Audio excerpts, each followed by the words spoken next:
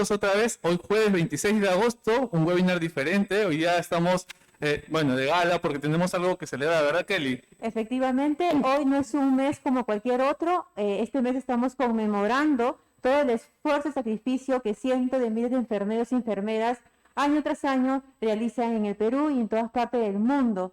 Es por tal razón que Asís les va a presentar el siguiente webinar, que en momentos voy a presentar. Sin embargo, Edson tiene algo que indicarnos. Sí, claro. Bueno, comentarles que hoy día va a ser una jornada un poco larga porque vamos a tener un webinar y una invitada especial que viene desde Argentina, que ya luego vamos a hablar de ella.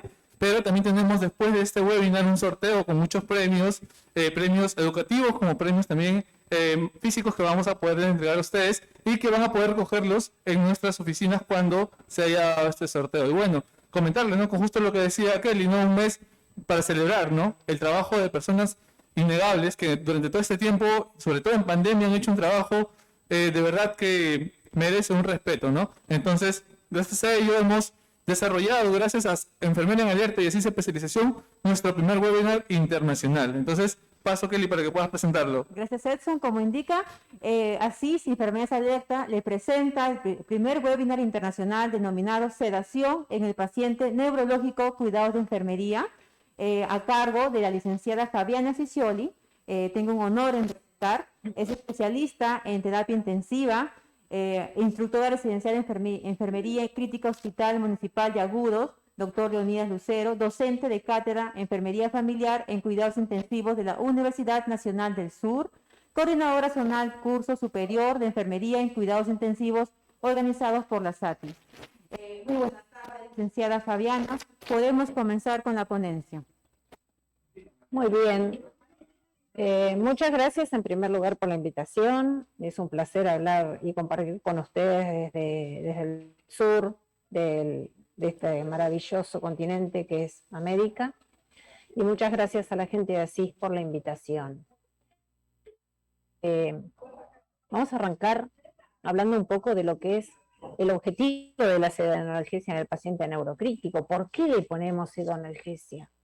Bueno, por los mismos motivos que se lo ponemos a otros pacientes, por ejemplo, para disminuir la respuesta catabólica al estrés, para disminuir la taquicardia, la hipertensión, para mantener la sincronía del paciente con el ventilador. Pocos pacientes aguantarían estar ventilados si no tuviéramos una buena pseudoanalgesia. También para disminuir el dolor, la ansiedad, la agitación. Y puntualmente para el paciente neurocrítico, para evitar los aumentos de la presión intracraneana tan temidos en nuestros pacientes críticos.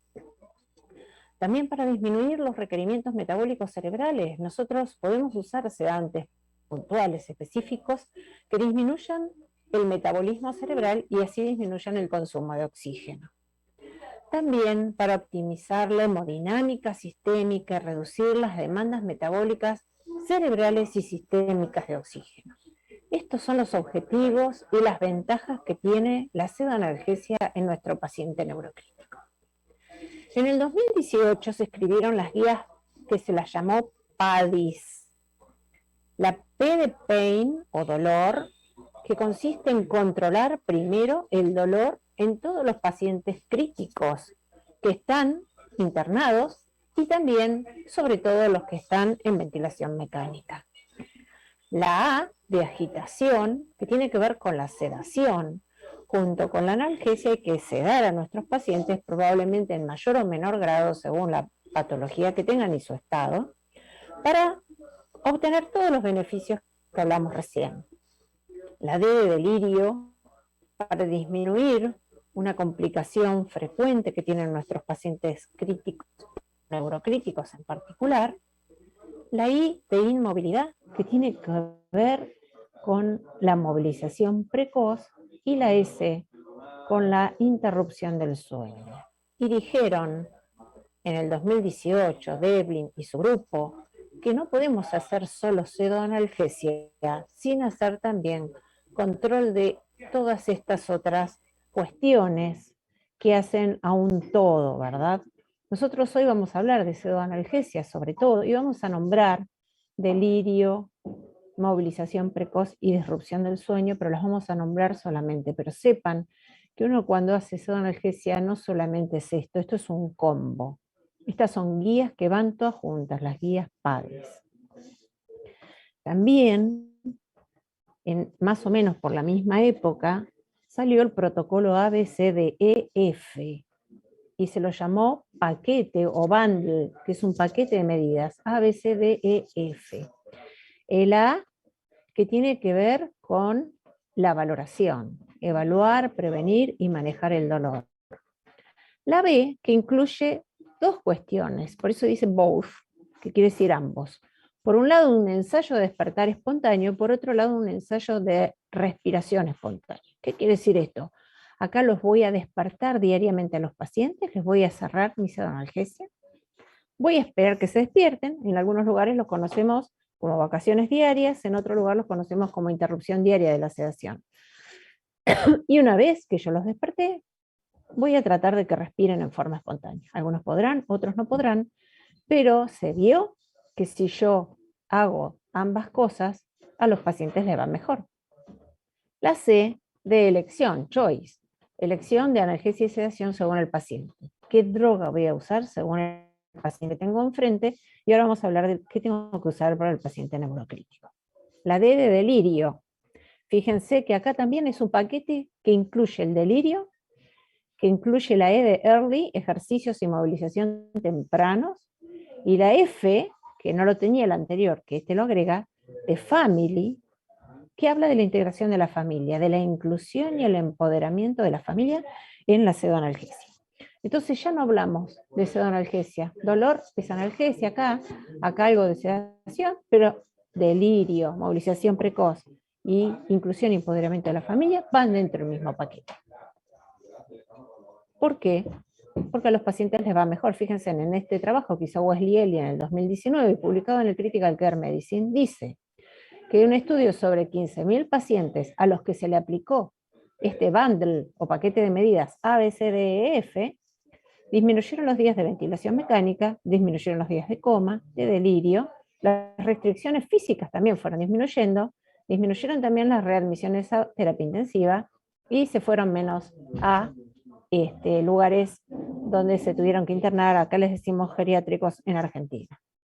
Apenas levantó el dolor, pero muy poco y no significativamente. O sea, que este protocolo ABCDEF realmente tiene muy buenos resultados en los pacientes a los cuales se los aplica.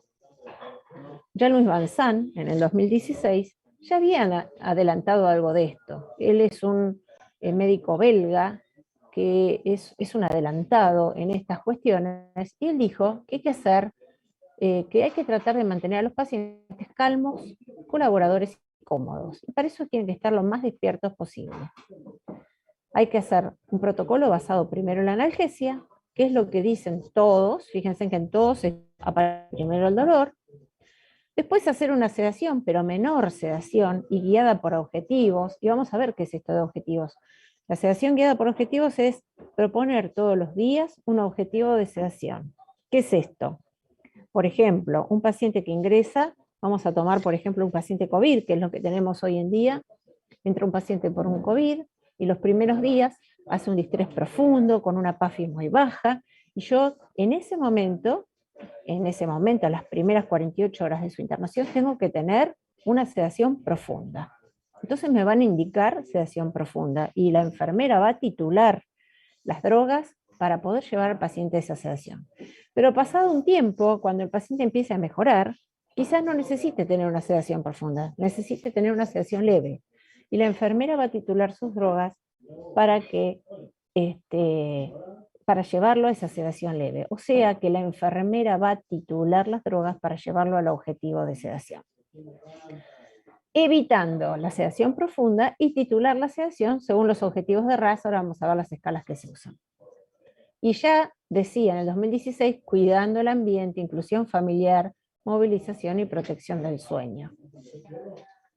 Cuidado centrado en la persona y la familia, y recordar, estas son las 3 C, calmo, colaborador y cómodo. Así tiene que estar nuestro paciente en terapia intensiva. Bueno, vamos a comenzar con la P de las guías PADIS, que tiene que ver con el dolor. ¿Qué es el dolor? El dolor es lo que el paciente nos dice que siente. cuando sea que la persona lo refiera. No es lo que nosotros creemos que siente. Más de una vez escucho, no puede ser que le duela. No tiene dolor. No puede ser que esto le genere dolor. Y en realidad estamos negando el dolor al paciente. Hay que creerle al paciente cuando nos dice que le duele algo. Porque el dolor es una experiencia subjetiva. Hay distintos umbrales al dolor, que tiene que ver con las experiencias pasadas, con las experiencias traumáticas que hemos tenido, con el contexto sociocultural. Me acuerdo que había, cuando yo empecé mi rotación de enfermera, había internado un grupo de personas que culturalmente gritaban. Y yo les decía, ¿te duele? No. ¿Y por qué gritas? Y porque nosotros siempre gritamos. Y bueno, tiene que ver con esto también, ¿no? Y tiene que ver con el sufrimiento. No es lo mismo el dolor que el sufrimiento.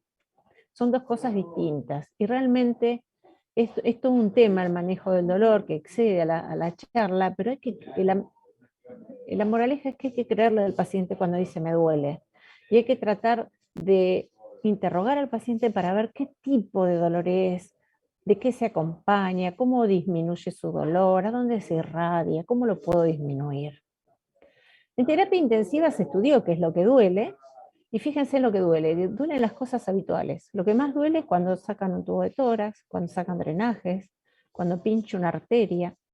Y ustedes saben que en los pacientes críticos las funciones arteriales son frecuentes para sacar la gasometría arterial. Cuando le aspiro las secreciones, algo que hago a diario, 20 veces por día. Colocaciones de vías periféricas, le saco sangre periférica, lo roto. La rotación duele. Los ejercicios respiratorios, los cuidados de las heridas, o sea, las cosas que hacemos habitualmente duelen. ¿Qué dicen las guías PADIS? Les recomendamos usar un protocolo basado en la evaluación por pasos. Primero el analgésico y después el sedante. Y lo que tenemos que hacer es usar escalas para valorar el dolor y la sedación. Entonces recuerden siempre, primero el dolor, primero trato el dolor y después veo si necesito sedación, porque muchas veces tratando el dolor ya me alcanza para tener al paciente tranquilo. ¿Cómo evalúo el dolor? Bueno, hay muchas escalas. Si el paciente es comunicativo, puedo usar la escala visual análoga, que va de 0 a 10, o escalas de colores, o las caritas en los pacientes pediátricos, distintas formas. Por ejemplo, acá el paciente está intubado, pero es comunicativo, y me dice con una virome dónde le duele, o si le duele mucho, poco, nada, con el dedo, porque tiene la capacidad de comunicarse. ¿Qué pasa cuando el paciente no es comunicativo? Hay dos escalas que se recomiendan, la Behavioral Pain Scale o BPS, que es la escala conductual del dolor, o la CPOT, que es Critical Care Pain Observation Tool. Esta es la escala observacional del dolor en cuidados críticos. Y después hay una variable de la BPS, que es para los pacientes no intubados. Estas dos han sido validadas y han sido validadas al español también, y son útiles para medir dolor. ¿Cuáles son los puntos que se evalúan? La expresión facial, los movimientos de los miembros, la tensión muscular, si el paciente está adaptado al ventilador en los pacientes intubados, o si puede vocalizar en los pacientes extubados. Esta es la escala CPOT. Sin dolor es 0 puntos y el dolor máximo es 8 puntos. Entonces uno evalúa al lado de la cama del paciente estas cosas que son realmente muy sencillas y nos ayuda a hablar un mismo idioma en un servicio y decir si el paciente tiene dolor o no. Muchas veces digo, ¿tiene dolor? No sé, ¿y qué CPOT tiene? Y no lo hice. Bueno, hay que hacerlo.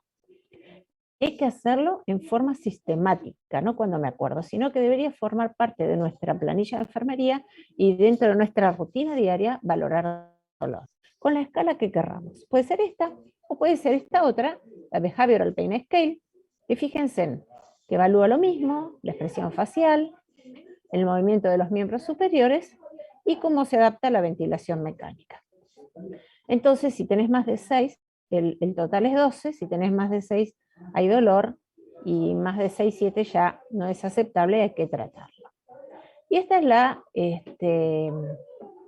modificación que sufrió la escala BPS para pacientes no intubados, que es muy parecida. La expresión facial es igual, o sea, un paciente que frunce el ceño, está indicando que tiene dolor, el paciente agitado, que mueve los miembros superiores, tiene dolor, o el que logra vocalizar o hace gestos audibles de dolor, también puntúa en esta escala, pero es muy parecida a la DPS. Bueno, ¿cómo lo tratamos? Todos sabemos que con drogas, pero antes hay que pensar en medidas no farmacológicas. Muchas veces un cambio de posición calma el dolor, sobre todo en las personas que están mucho tiempo encamadas, las personas ancianas que suelen tener problemas articulares o óseos. Muchas veces un simple cambio de posición lo mejora, ¿no es cierto? Y el tratamiento, la base de todo tratamiento del dolor de críticos es el opioide. El opioide es la droga de elección, es la más poderosa, la que tiene menos efectos colaterales y la más segura. Hay analgésicos no opioides, entre los cuales están los AINE, que los conocemos todos, que no se recomiendan tanto, pero podría ocurrir en una época posterior a la etapa más crítica. Y es muy útil las analgesias regionales, que se usan mucho en cirugías de tórax, no se usan tanto en el paciente neurocrítico. ¿Qué drogas se recomiendan? Bueno, la droga madre morfina se puede usar, el remifentanilo se puede usar, y el fentanilo, que son derivados sintéticos. Remifenta y fentanilo son derivados sintéticos de la droga madre, que es la morfina. No se recomienda meperidina, porque tiene un metabolito activo que es tóxico, ni la nalbufina, porque es un agonista antagonista, y la buprenorfina tampoco. Y además tienen menor potencia analgésica. Los opiáceos en los pacientes neurocríticos no modifican el consumo cerebral de oxígeno. La administración de opioides en el TEC pueden disminuir lo que nosotros llamamos la PPC, que es la presión de perfusión cerebral, que es la presión con la cual llega la sangre al cerebro, la presión real de perfusión. Entonces, si yo le doy opioides, pueden disminuir esta PPC, pero ¿por qué me disminuye la tensión arterial media? Y me puede aumentar la PIC, sobre todo cuando se usan bolos, no en infusión continua. Entonces acá tenemos la primera enseñanza, que es preferible la sedación continua y no los bolos, porque todos los bolos modifican la hemodinamia, por un lado. Después la sedación tiene que estar basada en la analgesia. En una analgesia que tiene que estar continua, hacer un goteo continuo. Y puedo hacerle arriba bolos de sedantes, pero tengo que tener una base de analgesia continua. Y si yo hago esto, me permite una evaluación diaria y un despertar más rápido. Ustedes me van a decir, pero nosotros tenemos goteo de analgesia, goteo de sedante. Es verdad, pero si depende del paciente, muchas veces puedo tener una infusión continua de analgesia y manejar con bolos de sedantes, o puedo manejar una infusión continua a muy baja dosis de sedante. Si puedo elegir un opiáceo, preferentemente tengo que elegir los que tengan vida media corta. ¿Por qué? Porque yo los neurocríticos 2x3 los quiero despertar para evaluarlos. La droga más corta, de vida media más corta, es el remifentanilo. Es una droga que yo la cierro y en pocos segundos empieza a despertarse. Es bárbara, pero se ha visto que los pacientes, una vez que se los suspende, tienen aumento del dolor, hiperalgesia. Sin embargo, es una buena droga y se la puede usar. El fentanilo también se lo puede usar. Y la morfina es, digamos, la que menos indicación tiene, aunque se la puede usar también, tiene un inicio de acción más largo, y cuando tenemos insuficiencia renal se empieza a acumular y puede liberar histamina, que puede dar un poco de broncoespasmo. Otras drogas ayudantes de los opiáceos es el paracetamol, que la potencia analgésica que tiene es muy baja. El Lefopan, que es un analgésico central no narcótico, que en Argentina no lo tenemos, no sé si lo tienen ustedes, no tengo mucha experiencia con esto. La ketamina aparece como una droga que podría empezar a usarse. Por mucho tiempo se pensó que no era adecuada para el paciente neurocrítico, pero se ha visto con los últimos estudios que no aumenta la presión intracraniana, así que se la puede usar, tiene un efecto analgésico y también sedante, y podría usarse en concomitancia con un opioide porque disminuye el consumo de opioide. Y después pueden asociarse con algunas otras drogas, pero fíjense que las guías PADI, que son las que vimos al principio, que son las guías que se escribieron en el 2018 para pacientes neurocríticos sugieren no usar AINES. ¿Por qué? Porque los AINES son inhibidores de las prostaglandinas y en los pacientes con insuficiencia renal aumentan la insuficiencia y el daño renal. También en esas guías abordaron estrategias no farmacológicas como hipnosis, por ejemplo. Todos los estudios que dicen que se han evaluado dicen que realmente no sirve, no se recomienda usar. Se puede usar masaje, sobre todo cuando los dolores son osteotendinosos, se puede usar musicoterapia. En algunos procedimientos, por ejemplo, se puede poner alguna compresa fría, por ejemplo, para sacar un catéter o para sacar un drenaje, pero la verdad que la evidencia es muy baja, o técnicas de relajación. Y después recordar que muchas veces el dolor está relacionado con procedimientos. Entonces, por ejemplo, cuando nosotros sabemos que van a venir a sacar un catéter que le va a producir dolor, o van a venir a hacer una curación importante, o van a venir a sacar un drenaje pleural, lo que tenemos que hacer es un bolo de analgesia previa. Y acá siempre tenemos la lucha con los médicos que vienen a hacerlo y no esperan el tiempo que tarda el medicamento en hacer efecto, porque la morfina no empieza en 30 segundos de efecto, tarda 2 o 3 minutos. Entonces es importante que esperemos el tiempo que tardan estos medicamentos, recordando que los procedimientos de cuidados diarios son los eventos más dolorosos y estresantes reportados por los pacientes. 2 palabras sobre los beneficios y las consecuencias indeseadas de la sedación. Fíjense en todos los efectos buenos que tienen, que ya hablamos algo de esto para los neurocríticos, pero quiero hablar de esto también. ¿Qué pasa si tengo sobresedación? Aumentan las infecciones, aumenta la inestabilidad hemodinámica, sobre todo con las drogas que necesito para los neurocríticos, desacondicionamiento muscular, los pacientes hacen miopatías, es difícil la valoración neurológica, la sangre se remansa en las venas y puede producir trombosis venosa profunda y aumento de los costos. Esto hay que recordarlo, porque es muy cómodo tener a los pacientes muy sedados, pero a los pacientes no les va bien. Entonces siempre recuerden esto. Por supuesto, si me voy para el otro lado, si yo los tengo muy despiertos, puedo tener efectos colaterales también. Se puede arrancar el tubo, puedo aumentar el consumo de oxígeno, voy a tener interacción con el ventilador, asincronías, pero hay que tratar de estar en el medio, ¿no? Que es muy difícil realmente. Yo, que soy enfermera de trinchera, sé que es bastante difícil conseguir andar en la senda del medio. Todas las guías recomiendan usar sedación superficial en nuestros pacientes versus la sedación profunda. Y esto es todo un mito que tenemos que desterrar, que los pacientes tienen que estar dormidos y sin que se les mueva una pestaña. Se recomienda tenerlos a los pacientes con un RASS, que es la escala de sedación, que ahora la vamos a ver, entre -2 a +1, que es una sedación leve, que puedan tener apertura ocular de al menos 10 segundos, o sea que yo lo estimulo y el paciente se despierta. Y esto se ha visto que mejora el delirio, que mejora el sueño y que mejora los resultados. ¿Por qué? Porque la sedación aumenta la tasa de infecciones, todo lo que vimos recién. Aumenta la estancia en terapia intensiva, aumenta los días de ventilación mecánica, aumenta el desacondicionamiento. Por lo tanto, si yo tengo a los pacientes con un RAS, con una sedación liviana, superficial, va a mejorar muchísimo su pronóstico. ¿A quién no le tengo que hacer sedación superficial? Bueno, según las guías alemanas o según la de la Federación Panamericana, tengo contraindicaciones. Por ejemplo, los pacientes que tienen indicación quirúrgica de inmovilizar, un abdomen abierto y contenido que está cerrado con 3 puntitos, ese paciente no lo puedo tener despierto porque probablemente se termine de abrir. El paciente que tiene hipertensión endocraniana con riesgo de herniación.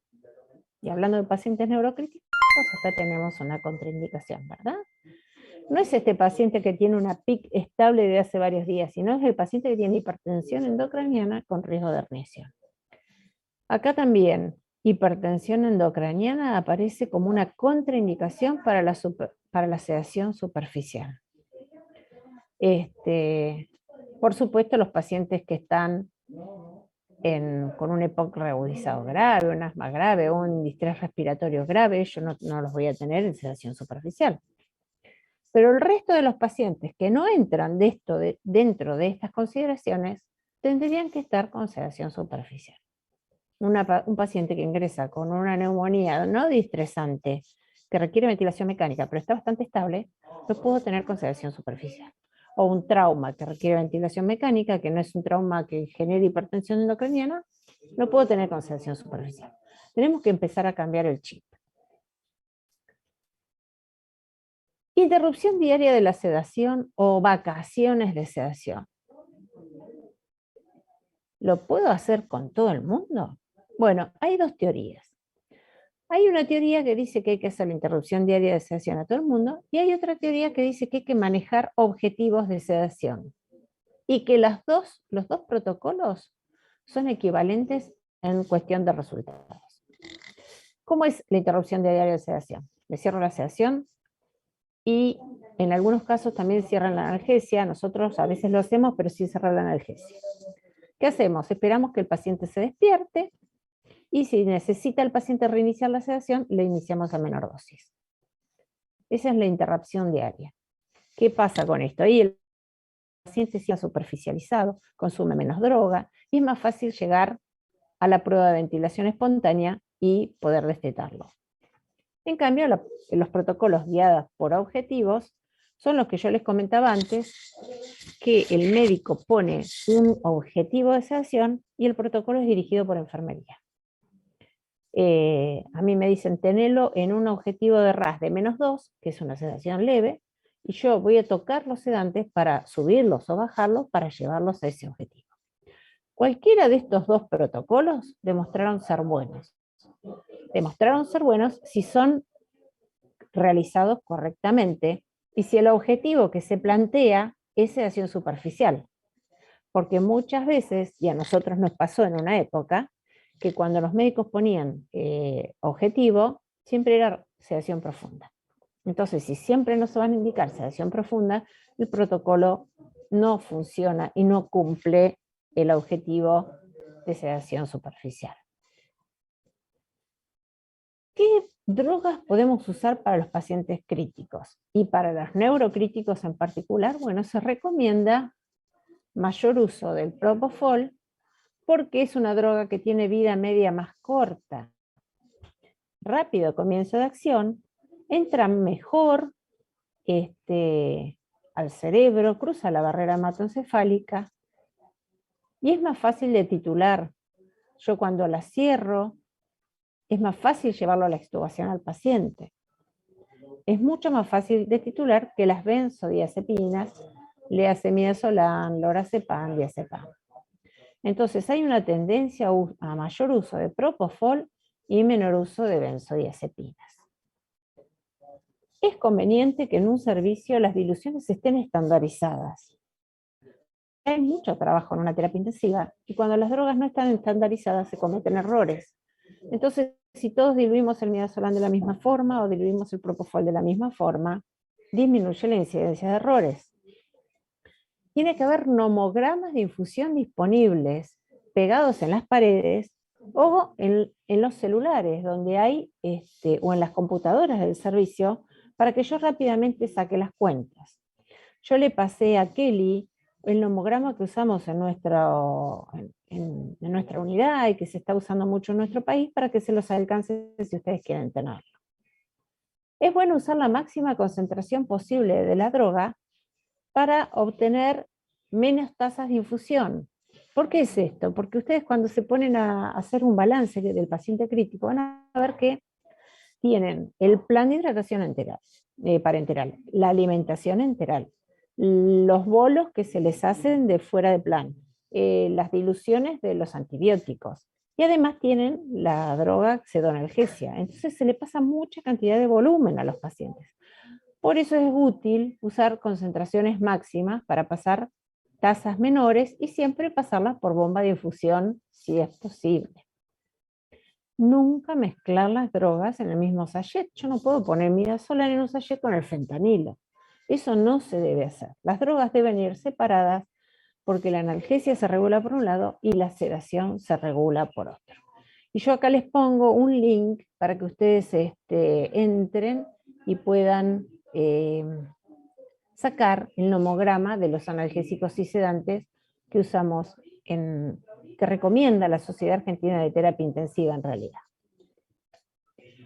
El midazolam es la droga más común, es una benzodiazepina que tiene metabolismo y eliminación hepático, que por suerte tiene poco efecto hemodinámico, o sea que no causa hipotensión muy rápido, salvo que haga muchos bolos. Tarda 2 minutos en hacer efecto y el máximo a los 5 o 10 minutos. Se ha visto que disminuye la PIC porque disminuye el consumo de oxígeno cerebral y porque me tranquiliza al paciente. Sin embargo, es la droga que hoy por hoy se está tratando de usar un poco menos, sobre todo en los pacientes neurocríticos. En los neurocríticos se prefiere el propofol. Tiene menor tiempo hasta que comienza su efecto, 40 segundos, y dura de 10 a 15 minutos, o sea que si yo lo cierro, rápidamente puedo hacer una evaluación neurológica. Tiene una desventaja que produce depresión cardiovascular con hipotensión transitoria y disminución de la frecuencia cardíaca, sobre todo si lo hago en bolos. Y los bolos del propofol son bastante habituales en una unidad. Pero hay que tener cuidado, a veces hay que hacerlos un poco más lentos o de menor cantidad de droga porque produce hipotensión. Se lo usa preferentemente para intubar por el efecto depresor de la reactividad del estímulo faríngeo y laringio, disminuye también la PIC y el consumo de oxígeno cerebral. Y bueno, y está contraindicado en pacientes con inestabilidad hemodinámica por esta cuestión de que es muy hipotensor, muy hipotensor.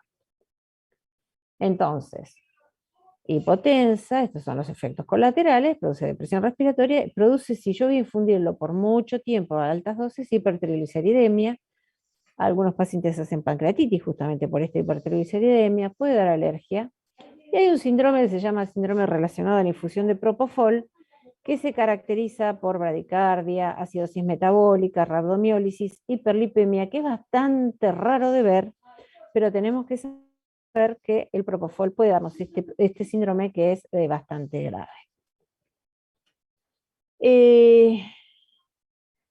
Lo bueno para el paciente neurocrítico es que disminuye el flujo sanguíneo cerebral y el consumo de oxígeno de un modo proporcional a la dosis administradas. Tiene un efecto vasoconstrictor sobre el sistema vascular cerebral, o sea, que disminuye el flujo sanguíneo cerebral, lo que dijimos antes. Altas dosis puede producir coma, pero como efecto adverso, piensen ustedes que si me baja la tensión arterial, me va a bajar la presión de perfusión cerebral. En especial en estos pacientes que andan un poco flojitos de volemia, que andan justos con la volemia. Entonces, guarda con el propofol, porque al bajar la TAM, baja la presión de perfusión cerebral. Sin embargo, se recomienda como agente hipnótico ideal para la sedación de pacientes neurocríticos, inclusive para el tratamiento de la hipertensión intracraneal, porque es fácil de titular y rápida reversibilidad una vez discontinuada la infusión. Vienen 2 presentaciones. La más conocida es ampollas al 1%, cada ampolla tiene 200 miligramos, tiene una estabilidad bastante escasa.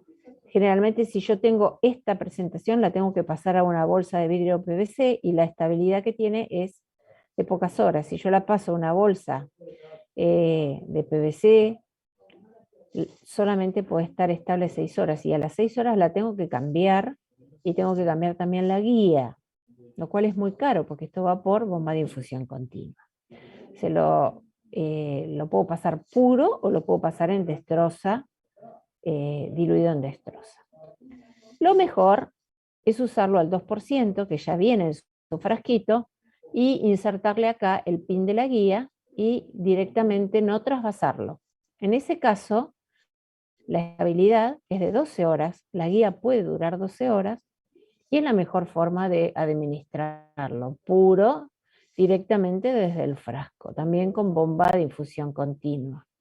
Y hay que usar estos nomogramas, estas tablitas, que son las que yo le pasé a Kelly, y también del link de la diapositiva que vimos anteriormente.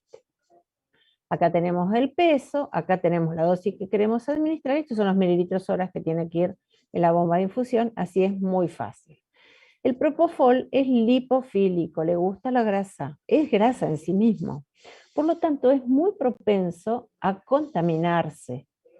Entonces, la guía por la cual pasa el propofol debe ser en lo posible única, en lo posible única. Si no podemos pasarlo en guía única porque tenemos muchas drogas que pasar, la tenemos que poner en una que no la usemos para que no pinchemos el abón habitualmente, o si tenemos el sistema de infusión sin pinchazo, que hagamos una buena antisepsia, porque se coloniza fácilmente. Esto hay que tratarlo como si fuera una nutrición parenteral, con el respeto que se merece desde el punto de vista infectológico. La otra benzodiazepina utilizada, que ahora se empezó a usar mucho con el tema del COVID, antes no lo usábamos tanto, ahora la usamos más, es el lorazepam. Tiene una vida media un poco más larga que el midazolam, y la contra que tiene es que tiene una estabilidad muy difícil de conseguir.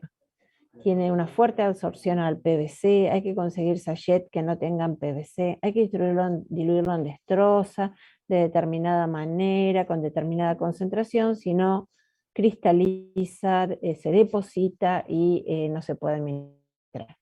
Si lo hacemos un poco más diluido, se puede pasar tranquilamente también por bomba de infusión continua y se usa sobre todo para las sedaciones prolongadas. La dexmedetomidina viene a ser un poco la vedette en las drogas sedantes el último tiempo. Es un fármaco alfa-agonista que tiene efecto sedante y un poquito analgésico, No produce gran analgesia, es un poquito solamente. O sea que generalmente si le damos dexmedetomidina hay que ponerle un analgésico si el paciente tiene dolor. No causa depresión respiratoria y se la utiliza para hacer sedación consciente. Nosotros si le administramos dexmedetomidina no vamos a tener un paciente dormido. La vamos a usar para tener un paciente tranquilo, sedado, pero que pueda abrir los ojos y se pueda comunicar con el entorno. Si nosotros necesitamos un paciente dormido, esta no es la droga que hay que usar. Antiguamente usábamos dosis de carga, ahora no se debe usar más porque produce bradicardia y hipotensión. Acá vuelvo a repetir, no debe usarse cuando se requiere sedación profunda. Y es muy bueno para ese pasaje de la sedación profunda a la extubación y al weaning, y sacar al paciente de la ventilación mecánica, porque controla bastante bien los cuadros de excitación o abstinencia. Está contraindicada cuando hay inestabilidad hemodinámica y en los pacientes que tienen bloqueo AB de segundo o tercer grado porque produce bradicardia importante. Tal es así que muchas veces nosotros, queriendo sedar un poco más al paciente, la aumentamos y generamos bradicardia y la tenemos que suspender muchas veces. Y en los pacientes neurocríticos puede reducir el flujo sanguíneo cerebral. Entonces hay que tener mucho cuidado con esta droga en el paciente neurocrítico. Y si ustedes usan bloqueantes neuromusculares, es una contraindicación, porque en el paciente que está muy dormido no hay que usar dexmedetomidina. Entonces al paciente dormido usamos propofol, usamos opiáceos, si quieren bloqueantes neuromusculares, pero la dexmedetomidina es para el paciente que está empezando a despertar, despierto, consciente. Bueno, ya los barbitúricos en realidad no se usan más como sedantes, antiguamente lo hacíamos, pero ahora ya no. Se reserva para pacientes que tienen trauma encefalocraniano grave con hipertensión endocranial como medida de tercera línea de control de hipertensión endocranial. Y en los pacientes que no tengan limitaciones hemodinámicas, porque todos los barbitúricos producen gran depresión hemodinámica. Disminuyen el flujo sanguíneo y el metabolismo cerebral, que es lo que nosotros queremos lograr. Al disminuir el metabolismo cerebral, si hay acople flujo-metabolismo, va a disminuir el flujo y va a bajar la presión intracraneal. O sea, se usa para eso, pero no se usa más como sedante desde hace ya algún tiempo. Y acá podemos ver las características de los medicamentos más usados, por ejemplo, en cuanto al inicio rápido. El propofol es de inicio muy rápido, el mida también, y el remifentanilo, que es el analgésico, que se recuperen fácil, que para un paciente neurocrítico es bastante deseable, y el propofol se recupera rápido, el midazolam no tanto, el lorazepam nada, porque tarda, tiene acumulación, vida media larga. El fentanilo se recupera bastante rápido, pero lo que más rápido se recupera es el remifentanilo. O sea que el remifentanilo y el propofol serían las drogas deseables para usar en los pacientes neurológicos. Y se titulan fácil también, tanto el propo como el remi. Disminuyen la presión intracraniana, el propofol, el flujo sanguíneo cerebral, el consumo de oxígeno cerebral, pero también disminuye la presión arterial media, que es lo que el efecto no queremos obtener. O sea que tanto el propo como el remi serían los más deseables para usar en neurocrítico. Lo que no quiere decir que no podemos usar midazolam y fenta, podemos también, pero estas son las que más apetecibles son. ¿Por qué? Porque uno tiene que tratar de usar siempre drogas de la menor vida media posible para poder despertarlos. Y en caso de que el paciente yo ya logre dormirlo, tenga un buen control del dolor, pero no pueda lograr una adaptación a la ventilación mecánica, ahí tengo que usar bloqueantes neuromusculares. No tengo que tener duda de que si ya consigo un buen RAS y tengo control del dolor, habiendo optimizado el seteo respiratorio, o sea que yo agarré mi ventilador y me fijé si no tenía sincronías por mal seteo, si eso no lo tiene, bueno, voy a usar bloqueantes neuromusculares. Y en lo posible rápidamente, apenas el paciente empieza a dar indicios de mejora, cambiar de sedación profunda a sedación leve. ¿Cuándo suspendo los sedantes? ¿Cuándo voy a romper las cadenas de la sedación? Bueno, cuando mi paciente empieza a mostrar signos de mejora, que la PAFI sea mayor, con una PIP menor de 10 y una FiO2 menor del 50%, que no tenga convulsiones, no tenga abstinencia, no tenga bloqueantes neuromusculares y no esté obviamente en oxigenaciones extracorpóreas. Esta tablita se las dejo porque son las dosis máximas de droga. Recordar que no tenemos que pasarnos. Muchas veces, y nos ha pasado sobre todo en esta etapa de COVID, que nosotros le poníamos midazolam y los pacientes no se dormían, entonces aumentábamos las dosis, nos pasábamos de las dosis máximas. Después nos costaba muchísimo despertarlos, los pacientes tenían miopatía, entonces eso hay que tratar de evitar. Si yo no lo puedo dormir con la dosis máxima, bueno, tengo que agregar otra droga o cambiar la droga. O tengo que agregar bloqueantes neuromusculares. Los bloqueantes neuromusculares son de dos tipos, los despolarizantes, que el más conocido es la succinilcolina, que no se lo recomiendan los pacientes neurocríticos, solamente generalmente se lo usa para intubar, pero no para hacer goteos continuos. Los que más se usan son los no despolarizantes, pancuronio, becuronio o atracurio. Este libera histamina, así que en los pacientes que tengan un poco de broncoespasmo no se recomienda. Los más usados son los aminoesteroideos, que tienen metabolismo hepático y eliminación renal. Estas son las dosis en bolo, de infusión, de inicio, y los efectos colaterales de cada uno. Los pacientes que tienen bloqueantes neuromusculares están totalmente inmóviles. Y justamente por eso se puede producir ruptura de las células musculares, por lo tanto hay que dosarle la CPK, que es la enzima producto de la degradación muscular, cada tanto.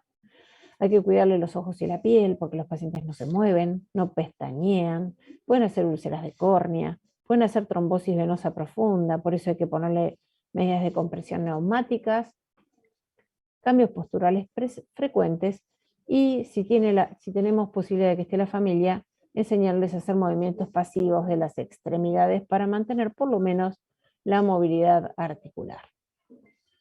Para valorar la sedación, hay escalas de evaluación subjetiva y hay escalas de evaluación objetivas como es el BIS.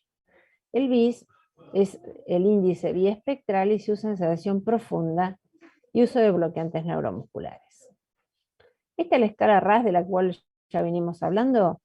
Tiene como 0 el nivel intermedio, donde el paciente está alerta y calmado, despierto, que presta atención de manera espontánea al personal. Hacia lo negativo tiene distintos niveles de sedación y hacia lo positivo tiene distintos niveles de excitación. Es una escala bastante conocida que se la usa en todo el mundo. y tiene muy buena adaptabilidad al equipo.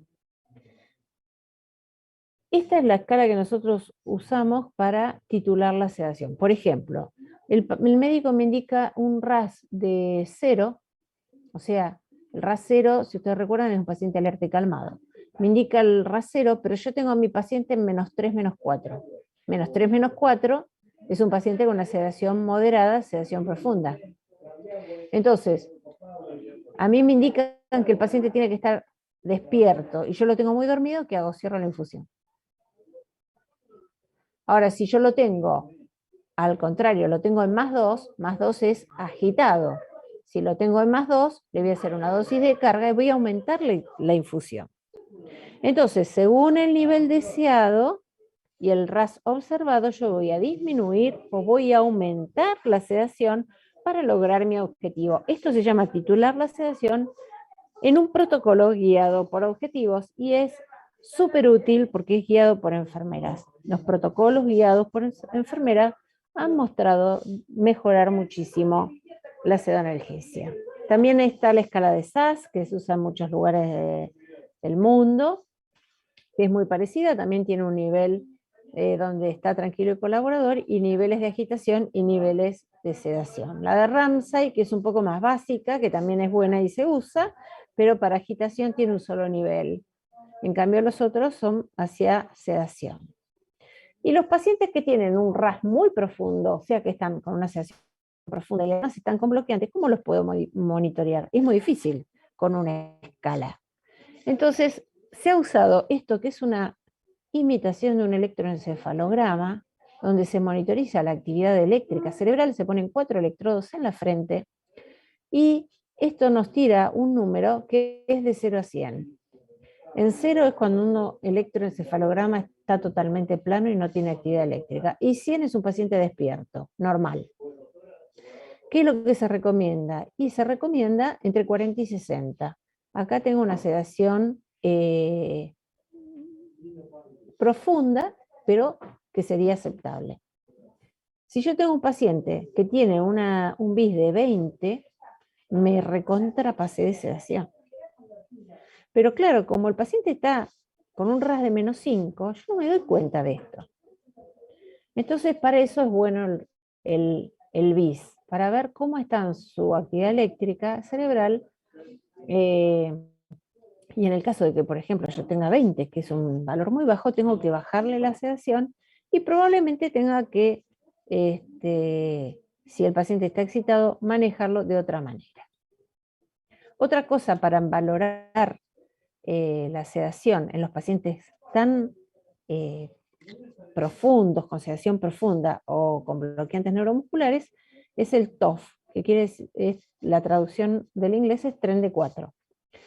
Que lo que se hace es aplicar estímulos eléctricos sobre el nervio cubital y ver la respuesta en los músculos, en este caso sería del pulgar, o depende del lugar que se estimule, y se hacen 4 estímulos eléctricos con una separación de tiempo de menos de medio segundo, y se van haciendo estímulos, y si el paciente agota rápidamente su respuesta muscular, es porque está demasiado bloqueado. Esto es para valorar bloqueantes neuromusculares. Y también tiene un número que nos dice qué grado de bloqueo muscular tiene este paciente. Otro tema que no tiene poca importancia son las restricciones físicas o las sujeciones mecánicas. Y acá no hay muchos trials importantes randomizados, pero se ha visto en los estudios descriptivos que los pacientes atados, sujetos, tienen más incidencia de extubaciones no planificadas, al revés de lo que uno pensaría. Logran, no sé cómo, llevarse la mano y arrancarse los tubos. Desplazamiento de dispositivos, mayor tiempo de estadía en la terapia, mayor agitación, mayor uso de benzodiazepinas y mayor riesgo de delirio. Y entonces, ¿cómo hago? Y bueno, hay varias medidas para disminuir la agitación. Una es la sedación y otras son medidas no farmacológicas, como dejar que el paciente ingrese dentro de la terapia intensiva y que nos ayude a contenerlo. 2 palabras sobre las otras letras de la guía PADIS. De la D es el delirio. El delirio es una insuficiencia cerebral, un síndrome orgánico cerebral transitorio de aparición aguda o subaguda. La definición dice curso fluctuante, con alteración en la atención y la cognición. Nosotros nos damos cuenta cuando el paciente tiene delirio, porque o está loco, o está muy dormido, o muy ensimismado y no presta atención. Podríamos hablar horas del delirio, pero voy a hablar solamente qué estrategias tenemos para prevenirla, porque tengo poco tiempo. ¿Qué hay que hacer? Bueno, el principal factor de riesgo de delirio es la pseudoanalgesia. Más pseudoanalgesia, más riesgo tengo que mi paciente haga delirio después. La hidratación, la hipoxemia, el estreñimiento, el control de la catarsis, tan importante para nuestro paciente. La movilización precoz, el retiro temprano de catéteres, la estimulación visual y auditiva, hablar con el paciente, decirle qué día es, ponerle la música que él quiere, calmarle el dolor, a la noche apagarle la luz y de día prendérsela, optimizar el sueño, no hacer ruido de noche, no poner música, abrir las puertas para que entre la familia, para que la familia pueda hablar con él y pueda tranquilizarlo. La comunicación y la humanización sobre todo es el tratamiento no farmacológico del delirio, es lo más importante que podemos hacer para prevenirlo.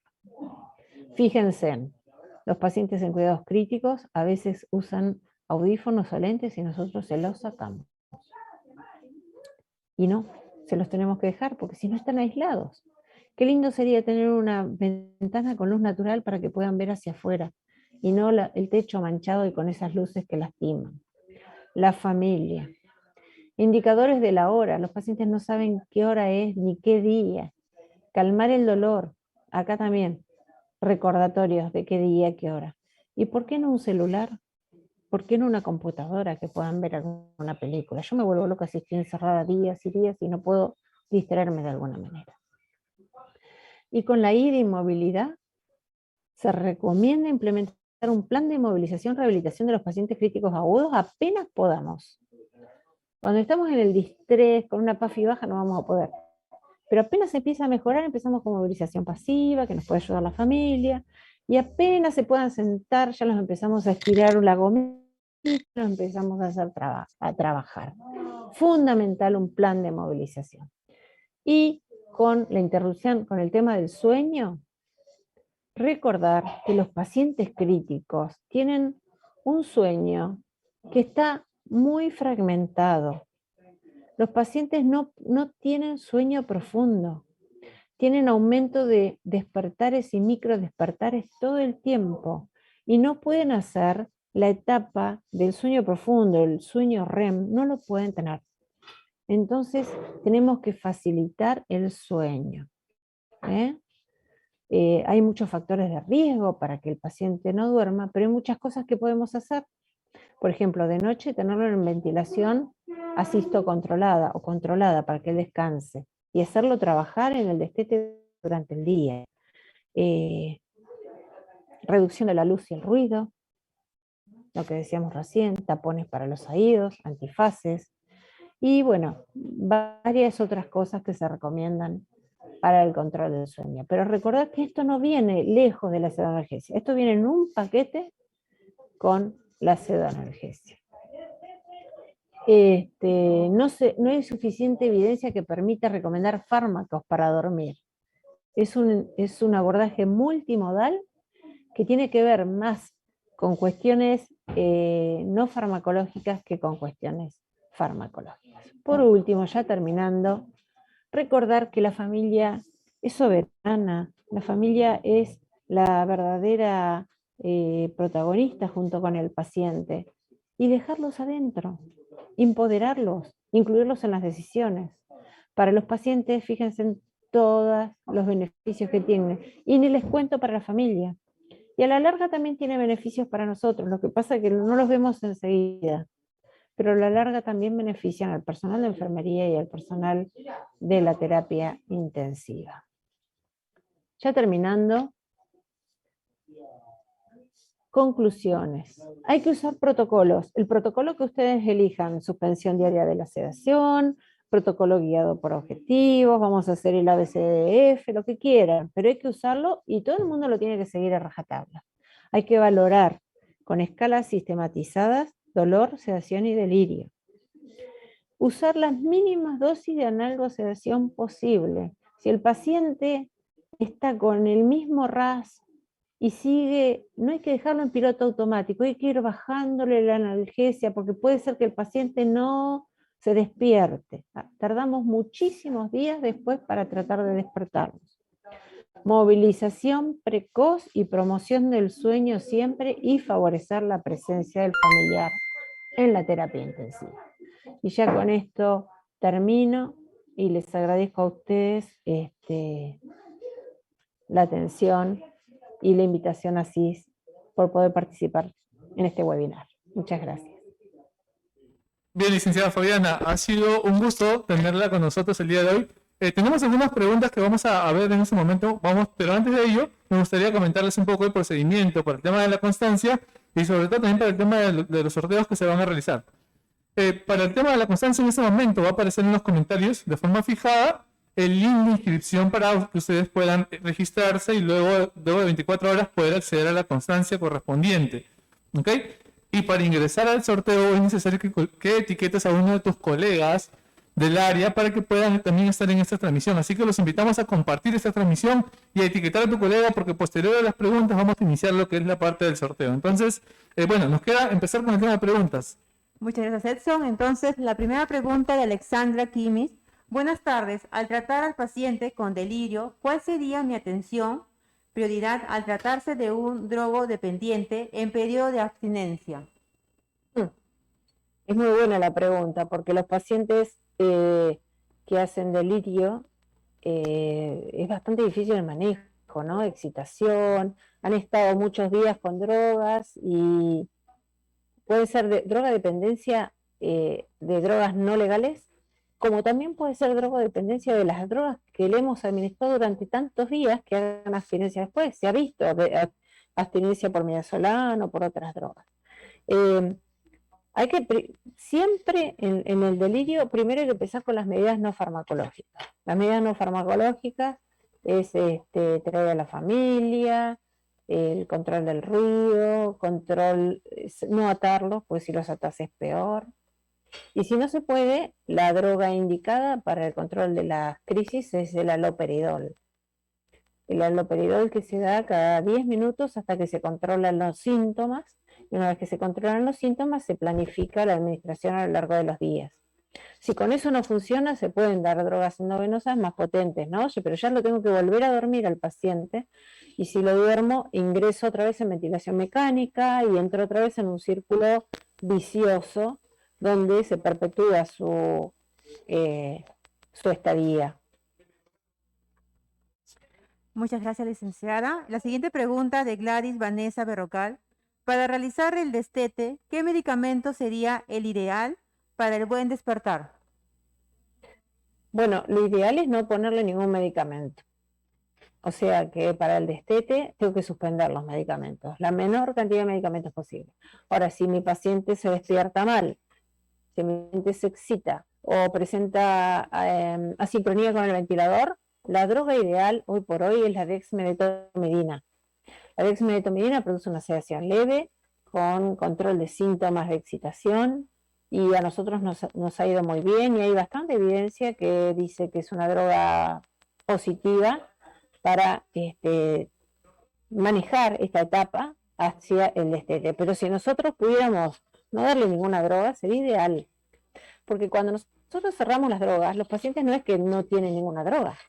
Tardan días y días para lavar las drogas acumuladas en el tejido graso. Muchas veces están 4 o 5 días dormidos cuando cerramos las drogas, porque se acumulan y después vuelven a recircular. Entonces, cuando las cerramos, no creamos que no tienen droga, los pacientes la tienen, pero van disminuyendo su efecto porque van disminuyendo su concentración en sangre. Muchas gracias. La siguiente pregunta de Ari Moy. ¿Cómo promover el sueño de un paciente que estuvo con pseudoanalgesia?